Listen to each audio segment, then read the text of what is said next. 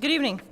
This is the Cortez City Council work session / special meeting. Today's Tuesday, February 11th, 2025, and the time is 6:45 p.m. I'd like to call this meeting to order, and we'll start with A on our agenda. It's an interview for the Planning and Zoning Commission. Is Richard Fryhover here? All right. I'd like to invite you to the podium so we can interview you, just ask you a few questions. And then you'll just need to, I think, turn the mic on. There's a little button up front, and make sure you get a green light on.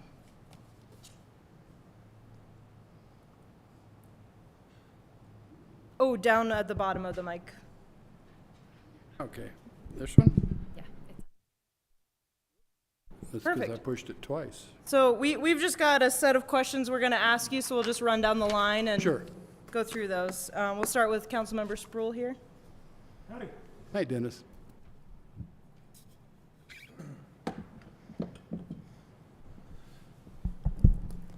For full disclosure, I've known Richard for 40 years, something like that. At least. So we have some really, really hard questions. I'll start with the hardest one of all. Please explain your interest in being a member of the Planning Commission. Okay. Well, I was born and raised here in Cortez. I've had 5 generations here, settle here. I went to middle school, high school. I owned 3 businesses here. I've always been attached to Cortez, even though I spent 20 years in Arizona. I came back, taught at the high school for 10 years and retired in 2018, and now back to work again because I was bored to death. I'm interested in the planning and zoning because I see an extreme need for reasonable housing. Coming from a point of view of a realtor, I've been exposed to what our needs are in that category. Having lived here all my life, I look and I see what's happening in town, and we have a lot of vacant property that needs to be filled in. I want to help Cortez start growing again. I'd like to see us build our tax base, not raise taxes, but build taxpayers and places for them to live. I'll do whatever I need to do to be helpful, share my knowledge and my opinions and my ideas, but it's still always a group effort. Thank you, and thanks for your interest. What do you consider are the chief functions of the Planning and Zoning Commission? Well, having not experienced it yet, I would say that part of that is helping the council determine what we should do with our zoning and planning and development of Cortez, both housing and economically. Thank you. I think you mostly answered this with your first answer, but what do you think is the biggest planning issue currently facing the city, and could you just elaborate a little bit? Well, it's kind of twofold. Is one, we need more employment. When along with employment, we need housing. Right now, we have very little reasonable, and I say reasonably priced housing. First-time home buyers, it's almost impossible at this point for them to find a house or a home. We need to work on seeing what can be done to help that be improved, because that's the only way we can keep our kids or attract other people here to stay. Otherwise, they leave. Hi, Richard. What key contributions would you make should you be selected to serve as a member of the Planning Commission? Well, I think that's just being a sounding board, helping others, and that being the council, helping to make decisions, answering questions that I have knowledge about, learning things that I don't know about from the others as well. Thank you. Okay, Richard, I've got actually a 2-parter. So Planning and Zoning meets on the first Tuesday of each month at 6:30 p.m., and a second meeting could be called on the 3rd Tuesday of each month if needed. Work sessions are held at 5 p.m. occasionally, Would you be available to attend the work sessions and meetings? Absolutely. All right. The second part, if yes, understand that some of the projects will be controversial and or require significant preparation time. Do you have the time to devote to that preparation? I do. Great. Thank you. All right, thank you so much. That's all we've got for you, and then we'll be making this decision at our regular meeting tonight. So thank you for being here. All right, we're going to move on our agenda to B, presentation on housing needs and obstacles in Cortez. Presented by City of Cortez Housing Coordinator Lisa Bloomquist. Bloomquist, sorry. It's okay, no worries. What do I do now to connect? Oh, there we go. It just did it. So, Great. So that's wonderful. So good evening, everyone. My name is Lisa Bloomquist, and I'm going to go over some of the housing conundrums that the city of Cortez is facing. First, I wanted to give a little bit of an introduction. So I started as the housing coordinator for the city of Cortez back in November of this last year, so I'm still quite new. And prior to becoming the housing coordinator, I spent 7 years as the executive director for Homes Fund. Homes Fund is a nonprofit housing organization based out of Durango that serves Montezuma County, including Cortez as well. And I've been in the affordable housing, especially affordable housing finance and affordable home ownership fields since 2006. And it is a pleasure to be here tonight. So the Housing Action Plan states the following goals. Goal 1, preserve, protect, revitalize, and maintain the quality and attainability of the community's existing stock. Goal 2, increase the amount of housing produced in Cortez and encourage a diverse mix of housing types to improve housing availability and options for residents to best meet their needs. And Goal 3, focus new housing on the full range of incomes in need and various life stages with priority placed on entry-level rentals, first-time home ownership, missing middle, and supportive housing. There's a great need for more housing throughout the nation. There's an approximate shortage of 4 to 7 million homes in the United States. And according to the City of Cortez Housing Needs Assessment, 285 to 535 additional housing units are needed to help fill unfilled jobs and to keep up with new jobs and retirement. And about 57 to 107 additional housing units are needed every year from now through 2028. The the Housing Action Plan said that the greatest need for housing is ownership units priced affordably for households below 140% AMI, and AMI stands for Area Median Income. Rental units priced affordably for households below 80% AMI, that's approximately $53,000 per year, and those folks can afford approximately a $1,300 per month rent. And also rental units for up to $1,700 per month for young professional households earning up to 100% AMI. That's approximately $66,000 per year. And we also need homeless and transitional and special needs housing.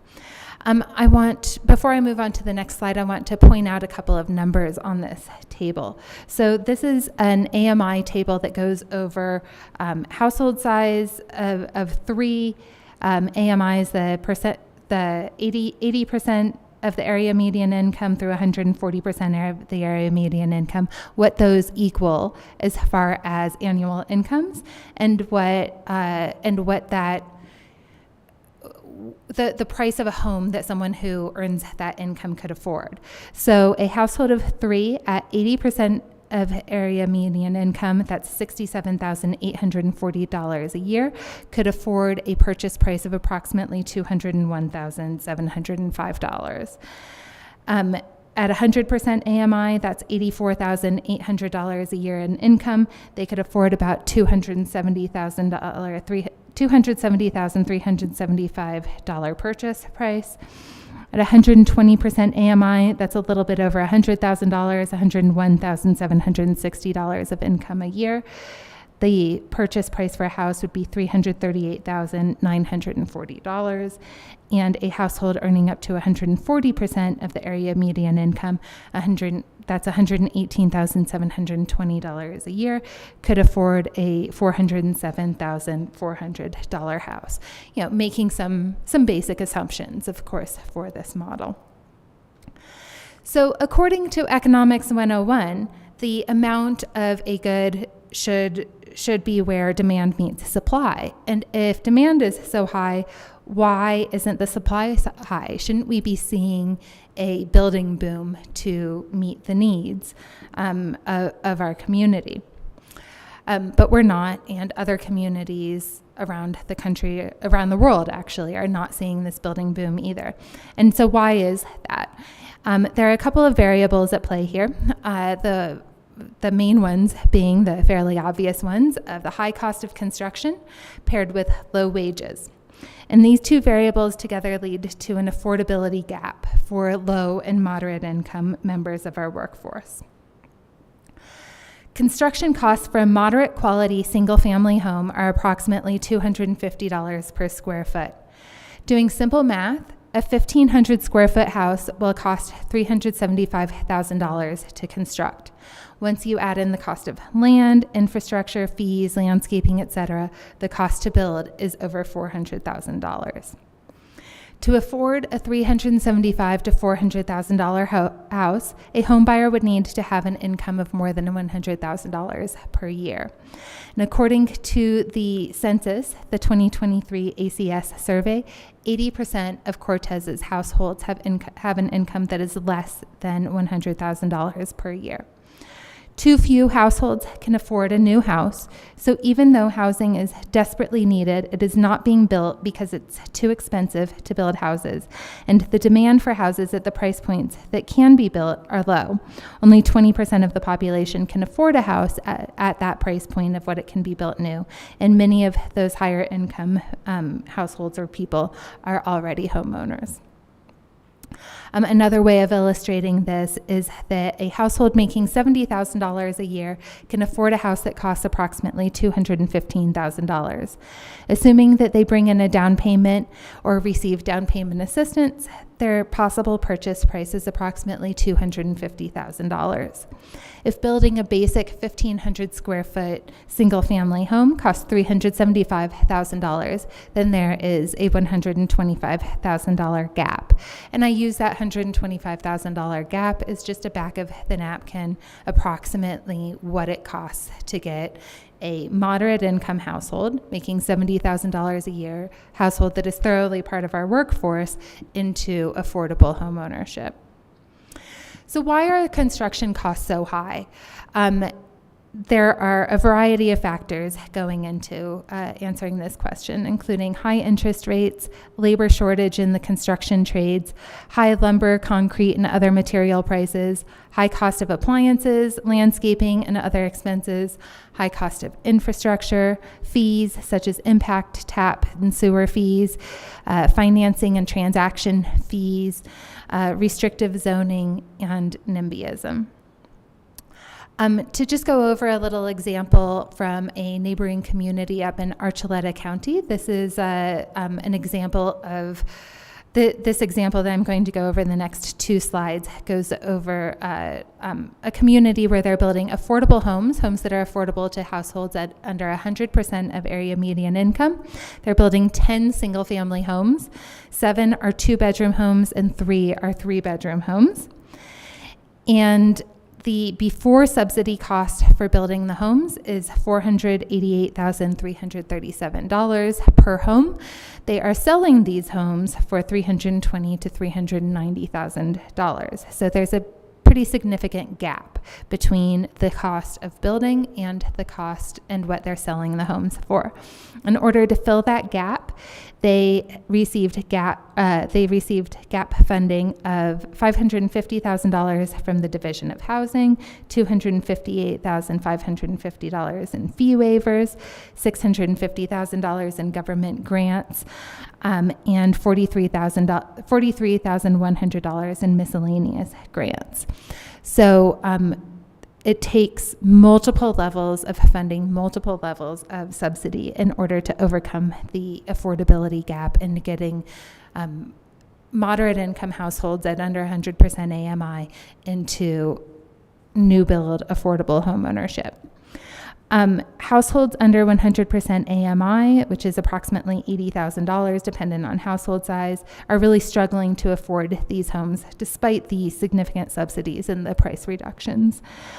And even though there has been great interest in these homes, getting the math to match of what people can get a mortgage for, getting people who are low enough income to meet the requirements, but high enough income to get a mortgage has been difficult.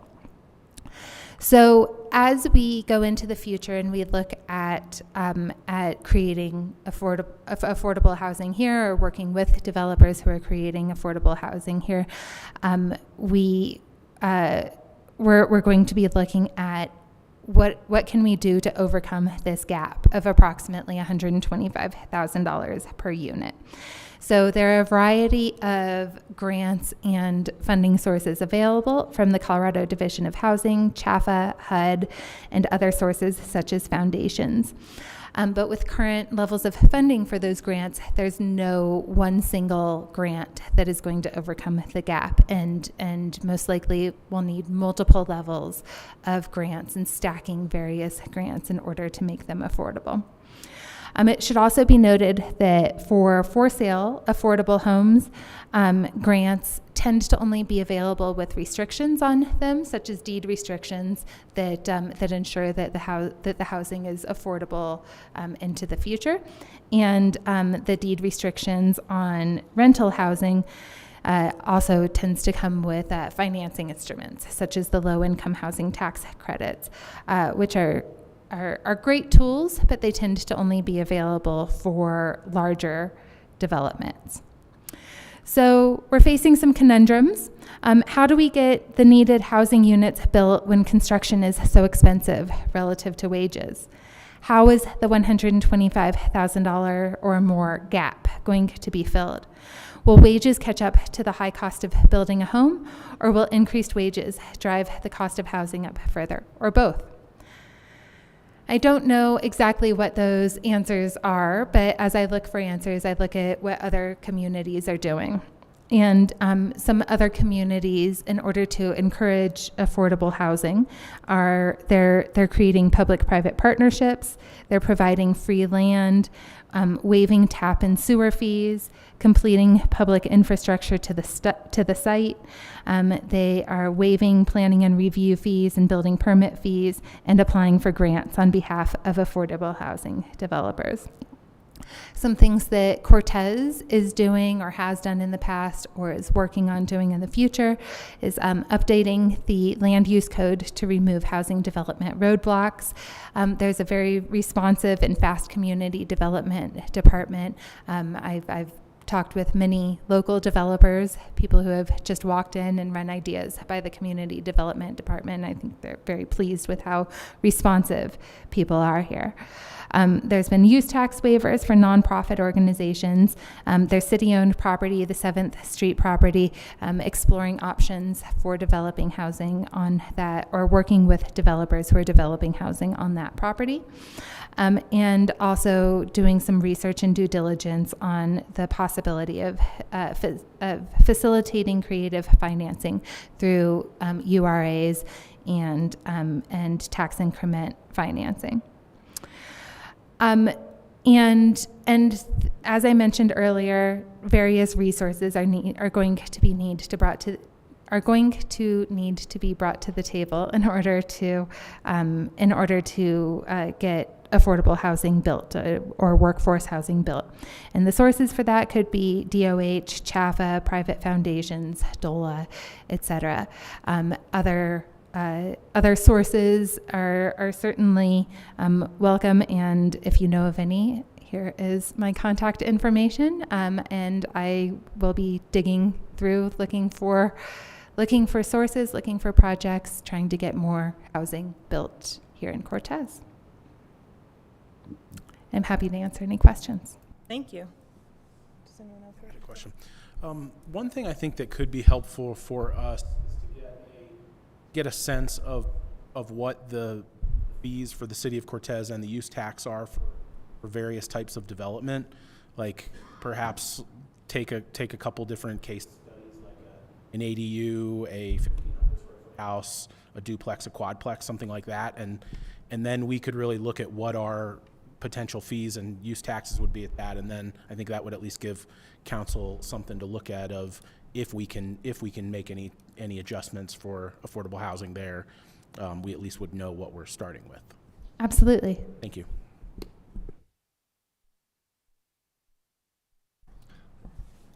Lisa, I was just wondering if you could send that presentation to us.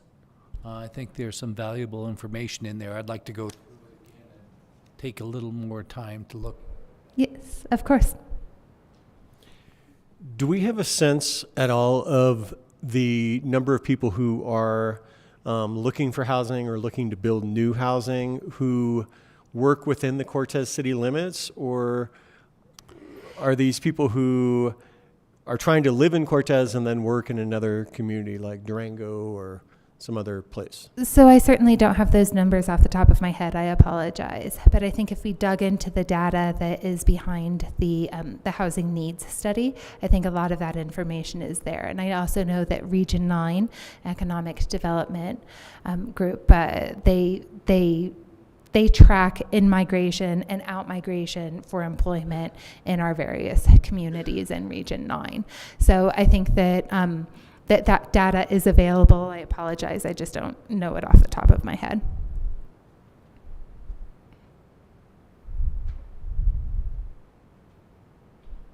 All right. Thank you so much for that. Very informative and good idea to just see like how think outside the box and how we can approach housing.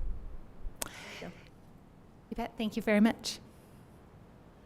Okay, we're going to move on to general council discussion. Does any council member have a topic to bring up? Dennis? Well, I guess I need to just kind of see what the other city council members think.